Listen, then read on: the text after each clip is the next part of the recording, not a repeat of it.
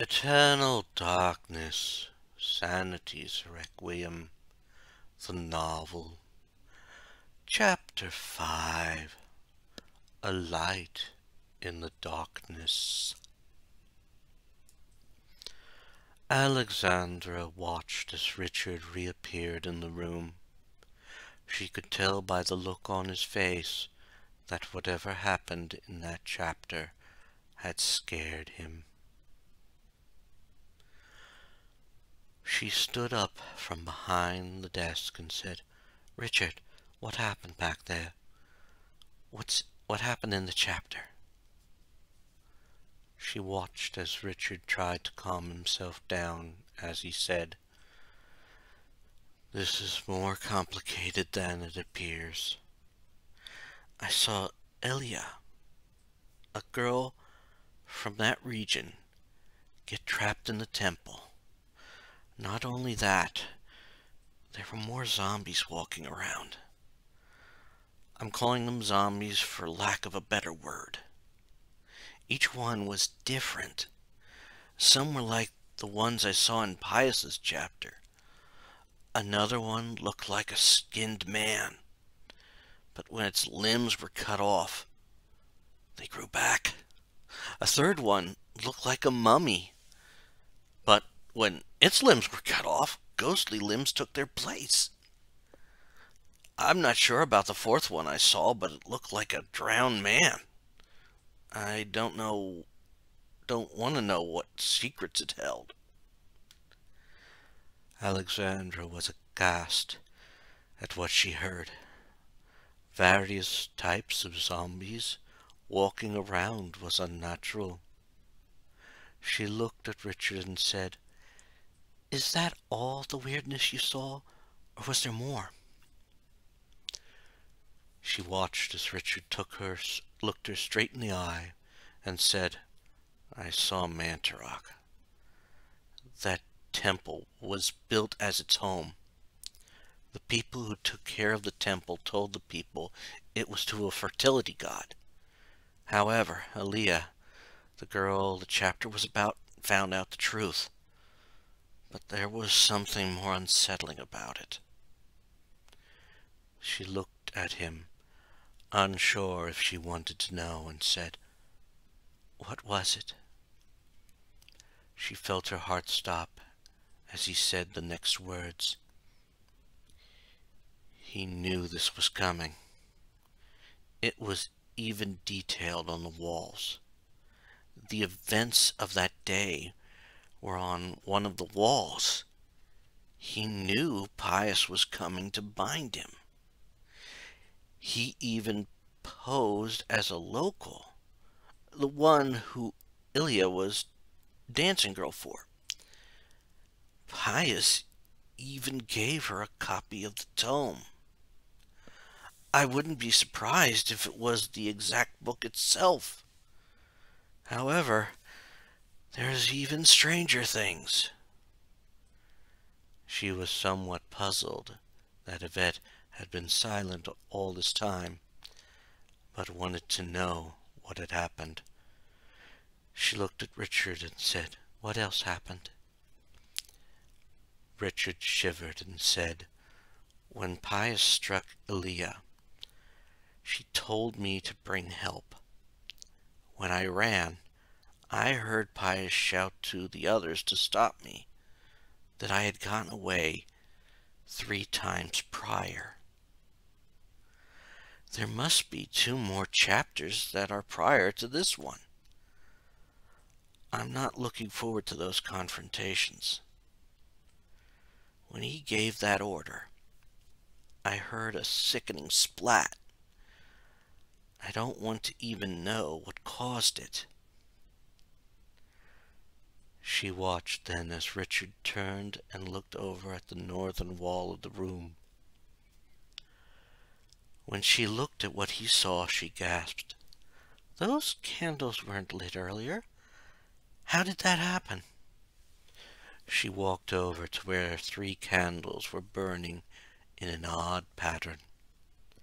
She then saw the picture on the wall had that of a rising sun on it. She looked at Richard and said, "Is this like the ones that were in the temple?" When he nodded, she looked over the candles and put out the ones that needed to be put out.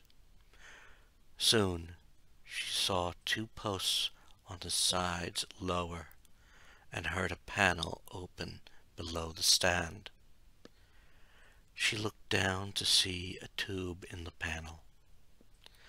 Just by looking at it, she could tell that its design was over 1,000 years ago. She shook it and heard something move inside. She turned to show it to the others, and then realized that Yvette was staring straight ahead.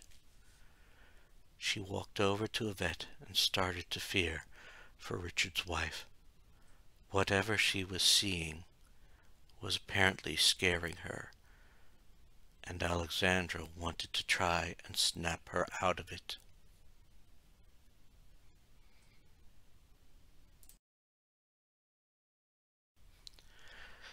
Yvette Kale couldn't believe what she saw.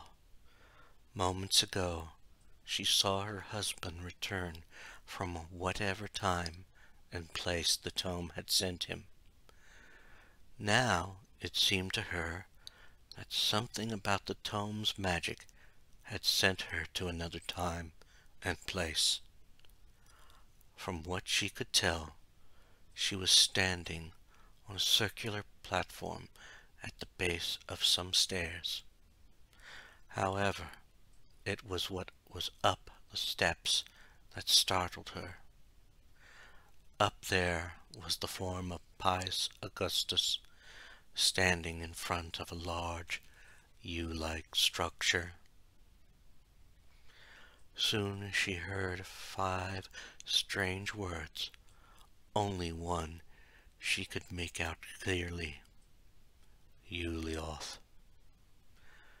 After all the words were said, a strange energy filled the structure, and she saw what looked like a huge blue brain.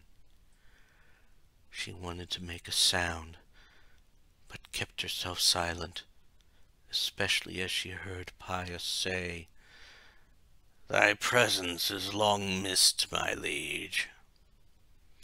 She listened as a very pompous voice said, "The universe is a yawning chasm, filled with emptiness and the puerile meandering of sentience." It became obvious to her that Ulioth thought no one could ever reach its expectations of intelligence, not even Pius. She watched the exchange continue, and then heard why Pius called on Ulioth. She heard him say, "My meditations reveal a flaw in our plan." Before he could continue with his statement, she heard Ulioth say in an impatient voice, "Our plan, Augustus." Soon she heard Ulioth put down the other ancients. After Ulioth said all that, she heard Ulioth say, "The binding of Mantarok will seal their fate as its power over us diminishes." She found it odd that they were talking about the binding that just happened, according to Richard at least. If this was actually happening before the binding of Mantarok, then there must be something else the ancients has planned. She then knew what it was when she heard Ulioth say, "You must turn your attention to Charlemagne the Frank. His continued presence in the world is far more serious to our cause." Those words told her a lot, and she hoped the next chapter would allow them to help him. Charlemagne was the man who brought Christianity to much of the Roman Empire, and started the Holy Roman Empire. Now the leader's life was in danger, and by otherworldly means. In fact, her blood froze when she heard Pius say, "As you wish, my master. He will be dead before the week is out." With his final words, she saw Pius turn and face her as Ulyaoth faded from view. She started to back up when he looked at her and said, "So, another person trying to destroy Ulyaoth's plan. I shall show you the price for crossing Ulyaoth." She quickly backed up and reached a back railing as Pius advanced on her. She looked at him and said, "Your plan will fail. You will be stopped, Pius." It was then she saw blue lightning start to form from his bone staff. She knew from what Richard had said earlier that it would be an attack.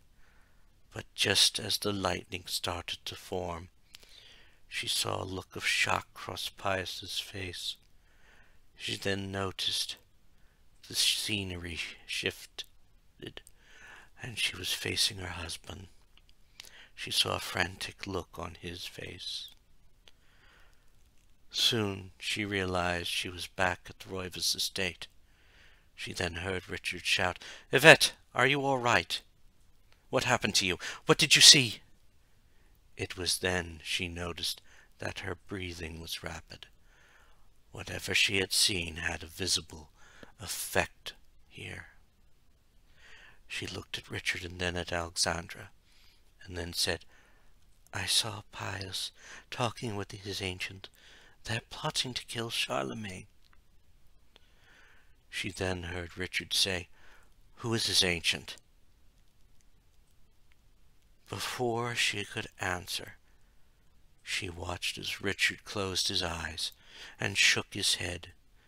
It was the telltale signs of one of his blinks, which meant that if what he said was right, he would be saying it's different than the one they knew Pius picked.